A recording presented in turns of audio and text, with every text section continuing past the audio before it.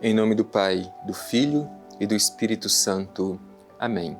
Palavra da salvação. Querido irmão, querida irmã, esta é a oportunidade que nós temos no dia de hoje de procurar nos alimentar da Palavra de Deus. O profeta Ezequiel utiliza essa imagem bonita do Filho do Homem que come do rolo da Escritura para depois anunciar esta palavra aos israelitas. Também nós devemos todos os dias nos alimentar, comer a palavra, porque ela é alimento para a nossa alma, é alimento para o nosso espírito. Como seria bom, meu irmão, como seria bom, minha irmã, se todos nós cristãos tivéssemos consciência da necessidade que temos de todos os dias escutar, refletir e procurar colocar em prática a palavra de Deus. Eu te convido a fazermos deste momento esta oportunidade de tomarmos consciência de qual é a vontade de Deus para a nossa vida através da escuta do Evangelho. Com muita atenção, vamos escutar.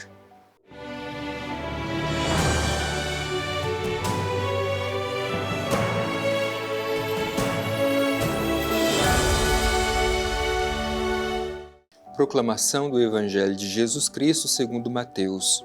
Glória a vós, Senhor.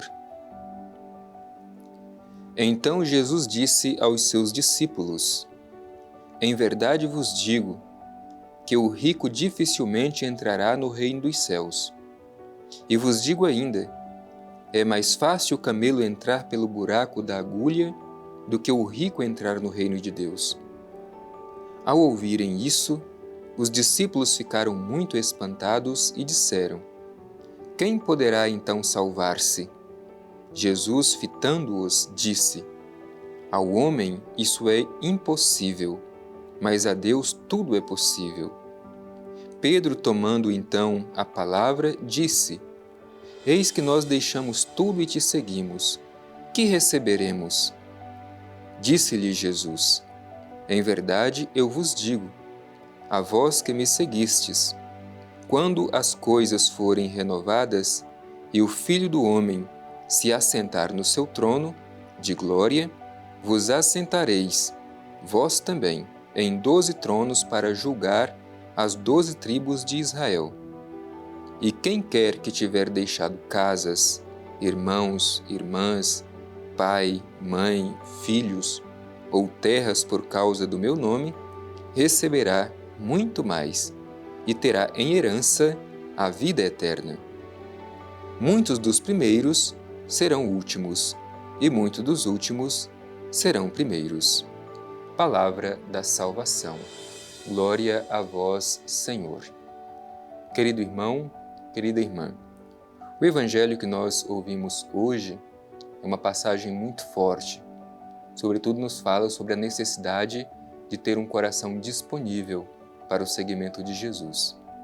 Para compreender bem esta mensagem de Jesus que fala do risco da riqueza, é preciso a gente entender que o evangelho anterior a esse trecho que nós ouvimos é justamente aquela passagem do jovem rico que pergunta a Jesus como herdar a vida eterna.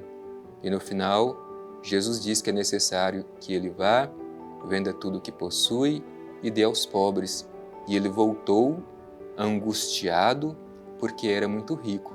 E agora Jesus se dirige aos seus discípulos para lhes dar este ensinamento. Vamos juntos fazer a nossa reflexão.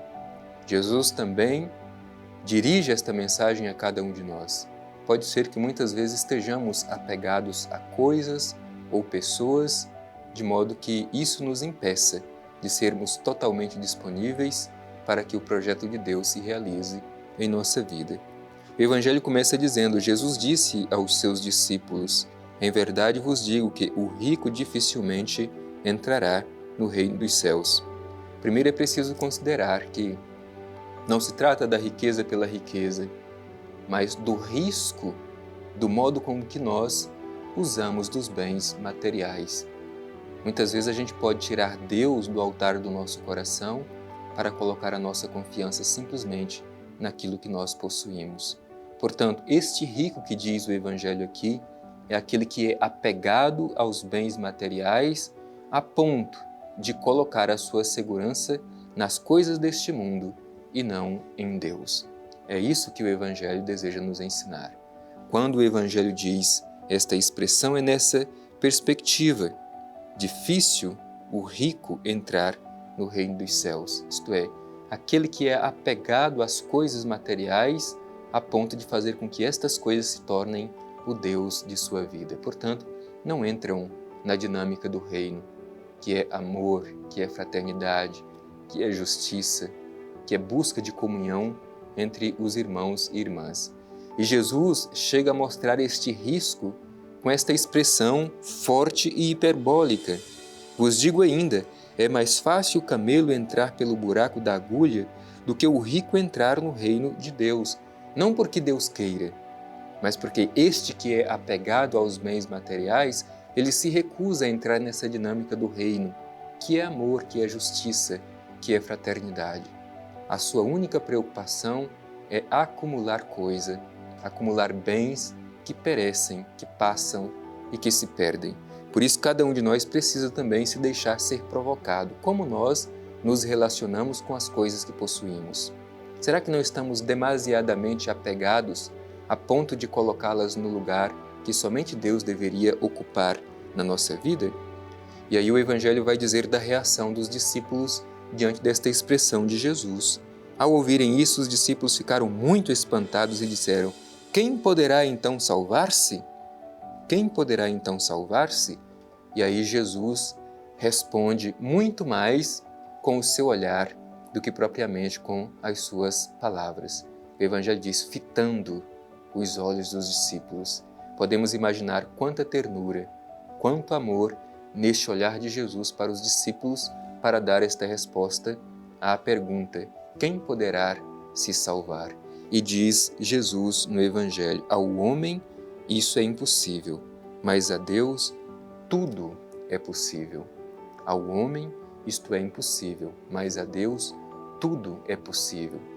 Aquele olhar profundo de Jesus, olhando os seus discípulos, responde com esta expressão profunda. Realmente, a Deus nada é impossível. Tudo é possível para Deus. Depois, em seguida, Pedro se levanta, toma a palavra e diz: eis que nós deixamos tudo e te seguimos. Que receberemos? É como se Pedro estivesse dizendo assim: olha, nós relativizamos tudo, deixamos os bens que nós tínhamos, a segurança humana que nós tínhamos, mas que recompensa a gente vai ter ao seguir-te? Esta pergunta de Pedro também pode ser a pergunta de cada um de nós, meu irmão e minha irmã.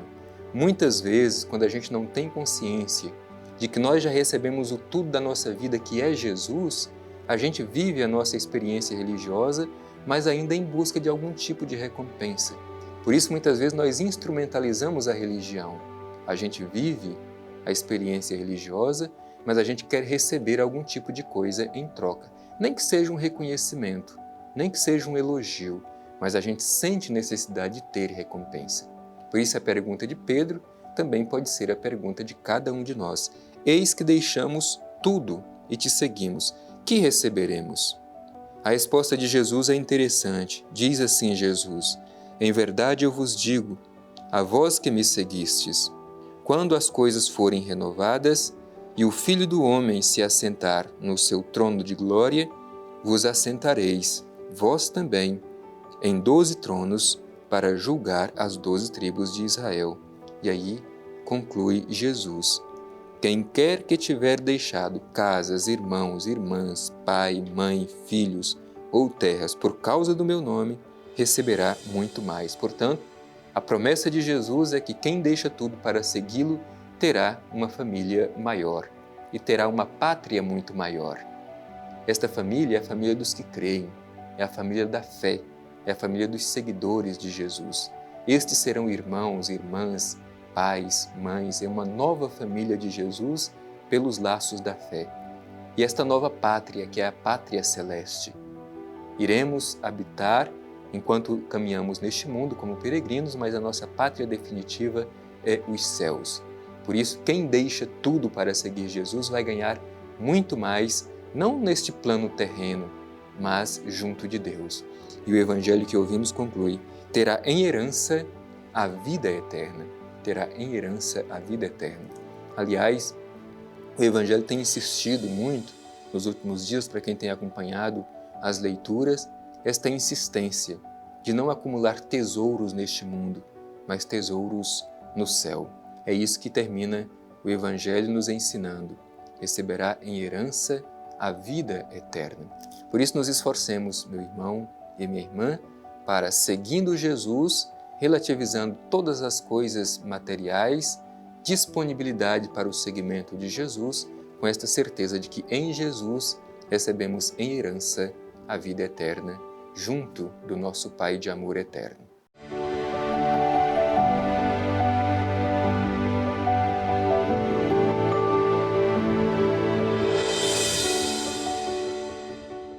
O Evangelho de hoje nos coloca diante de uma pergunta importante: em quem nós colocamos a nossa esperança? Em Deus ou nas coisas que nós possuímos? Jesus aponta para o risco da riqueza. Não que os bens materiais sejam ruins em si mesmos, mas o modo com que nós nos relacionamos com eles pode ser muito arriscado. Por isso nós queremos concluir este nosso momento de oração, voltando-nos ao Divino Pai Eterno e pedindo um coração disponível para que, em primeiro lugar, procuremos realizar o seu reino. Dirijamo-nos ao Pai Eterno e façamos a nossa oração.